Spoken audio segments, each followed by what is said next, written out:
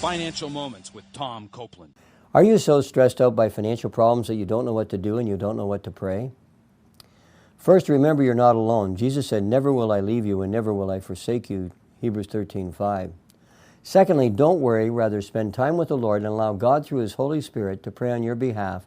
Romans 8:26 says, "The Spirit helps us in our weaknesses. We do not know what we ought to pray for, but the Spirit Himself intercedes for us."